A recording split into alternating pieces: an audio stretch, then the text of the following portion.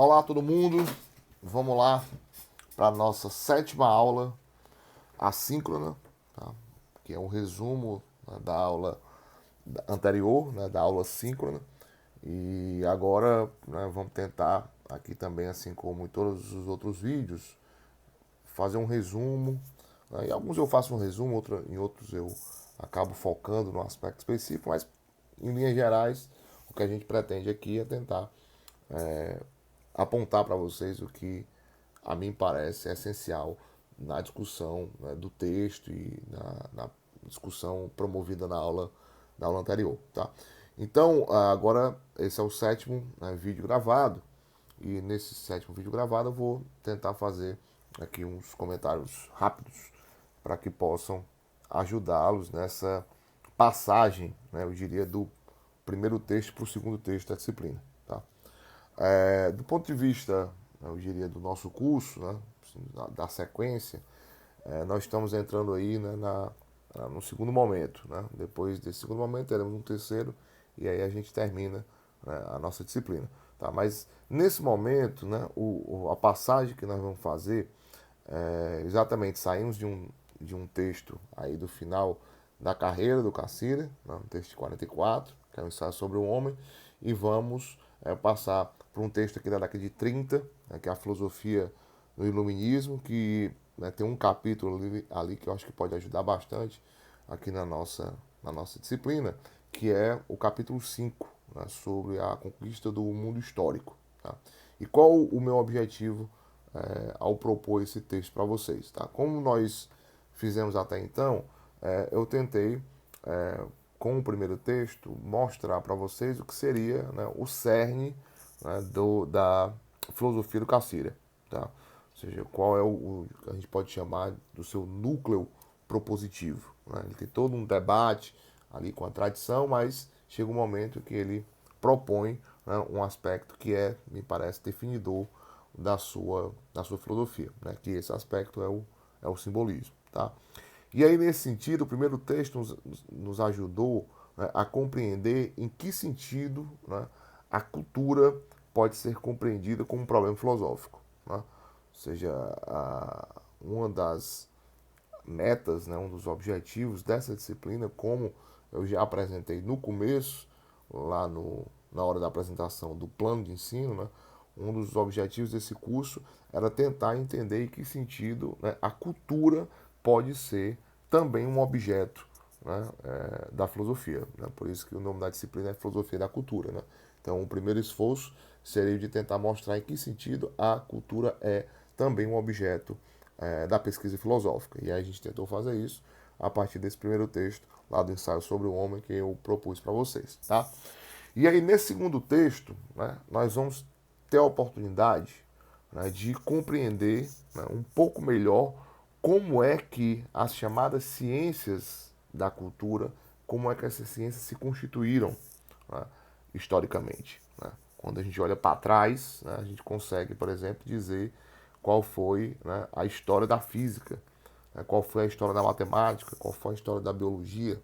Só que, normalmente, em filosofia, quando a gente está fazendo discussões, né, sobre filosofia da ciência, geralmente o que está em jogo são as ciências naturais. Né?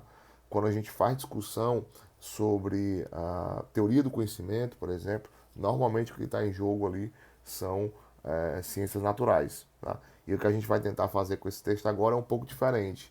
Né? Ou seja, fazer a discussão no campo da teoria do conhecimento, né? No caso do Cassira, no campo da crítica do conhecimento, né? Mais voltada essa discussão para as chamadas ciências culturais. Tá? Aí a primeira coisa que eu gostaria de dizer é que pode ser que eu use algumas terminologias diferentes, mas no fundo elas estão expressando a mesma coisa. Né? Quando eu uso a expressão ciências culturais, né, ciências históricas, né, ciências do espírito, ciências humanas, ciências morais, né, estas nomenclaturas basicamente estão se referindo às mesmas coisas, né, que são as ciências não naturais. Ou seja, que são aquelas ciências que não têm, estrito senso, né, a natureza como seu objeto de pesquisa, certo? O mundo orgânico, o mundo inorgânico. Não, essas ciências têm como objeto de pesquisa, né, as produções, eu diria, humanas, né, os objetos espirituais. Né, no caso, por exemplo, a sociologia, né, poderia ser tomada como uma dessas ciências culturais, né, uma dessas ciências humanas, assim como a história, por exemplo, assim como a linguística, por exemplo. Né. Então, quando eu falar, né, ciências da cultura, ciências culturais, ciências humanas, enfim, eu estou me referindo a esse grupo, né, de ciências que a gente pode chamar de ciências não naturais. Tá? Então, o objetivo desse texto é que a gente possa compreender um pouco da formação dessas ciências e como é que essa formação se deu no interior de um certo tensionamento com as chamadas ciências naturais. Tá? Então, há, né, eu diria, um projeto, né, moderno, né, de cientificação, né, eu diria, do saber, tanto do ponto de vista, né, da natureza como do ponto de vista humano, né, ou histórico, né, assim diria, do mundo histórico. Esse projeto, né, que surgiu, né, no Renascimento, esse projeto ele é tocado, né, pelos pensadores modernos, mas os pensadores modernos, seguindo a orientação dos renascentistas, né, começaram, né, a constituir a ciência dentro de uma orientação que a gente pode chamar de uma orientação matematizante. Né? E é por isso que, antes de entrar propriamente nesse texto, nesse capítulo 5 da filosofia do iluminismo, minha proposta foi fazer um comentário, né, sobre uma obra do Cassirer, uma obra também, diria, uma obra mais anterior, né, que é uma obra de 1927, que é O Indivíduo e o Cosmos na Filosofia do Renascimento. Tá? Então, a minha proposta foi comentar um pouco dessa obra para que a gente pudesse fazer uma introdução para esse texto, né, A Conquista do Mundo Histórico, lá da Filosofia do Iluminismo. Tá? Então, aí eu passei uma parte do tempo apresentando alguns elementos desse texto que me parecem importantes e justificando por que eu optei por essa ordem de exposição. Tá? Então, a minha explicação foi que nesse texto, né, nesse livro, A Filosofia, o Indivíduo e o Cosmos, né, da filosofia do Renascimento, nesse texto, o Cassirer ele põe, né, aquilo que me parece ser o problema central da modernidade. Né? Ou seja, o Cassirer tenta mostrar que os pensadores renascentistas, né, daquele período intermediário entre o período medieval, né, e a Idade Moderna, né, no período ali dos 400, né, como eles chamam, nesse período nós teríamos ali, né, a fundação da modernidade, né, com um pensador que para o Cassirer é um pensador de alta importância, que é o Nicolau de Cusa. Né? Nicolau de Cusa seria, nos termos do próprio Cassirer, o primeiro pensador moderno. Né?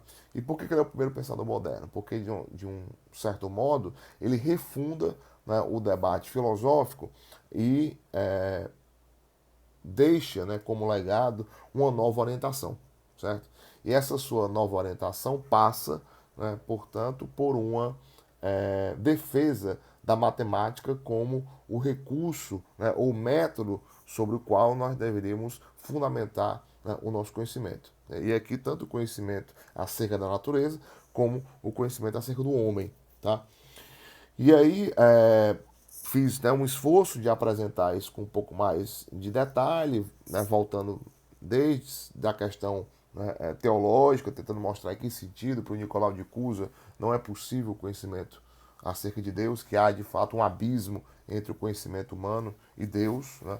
Então Deus estaria fora do escopo, né, do conhecimento humano e o conhecimento humano teria ficado apenas, né, com alguns objetos possíveis que são exatamente as criações, né? As criações desse Deus, que é o próprio homem, né, e a natureza, né, que são, eu diria, dimensões finitas. Né? E aí, depois dessa apresentação, eu tentei mostrar para vocês em que sentido esse texto do Cassiro, essa abordagem que ele faz acerca do Renascimento e, portanto, do começo da modernidade, seria importante a gente discutir um pouco isso antes para entrar no texto lá da filosofia do iluminismo, tá? Então, eu fiz essa apresentação, que não, aí vocês não têm, né, um texto, né, que foi passado, né, para essa abordagem que eu fiz, mas eu indiquei para vocês, quem tiver interesse pode me mandar e-mail, que eu mando o texto para vocês, mas aí agora, né, na aula seguinte, na aula de quarta-feira, é que nós vamos entrar efetivamente nesse texto da filosofia do iluminismo, tá? Aí nesse texto nós vamos tentar compreender como é que, do ponto de vista histórico sistemático, essas ciências não naturais surgem, como é que elas se organizam a partir do que o Caceres chama de método histórico. Assim como o método matemático foram fundamental para as ciências naturais, o método histórico, né, será fundamental para as chamadas ciências históricas, ciências culturais, ciências humanas e tal, ok? Então, na próxima aula, a gente entra propriamente nesse debate do texto, do capítulo 5 da Filosofia do Iluminismo de Ernest Cassirer. Abraço.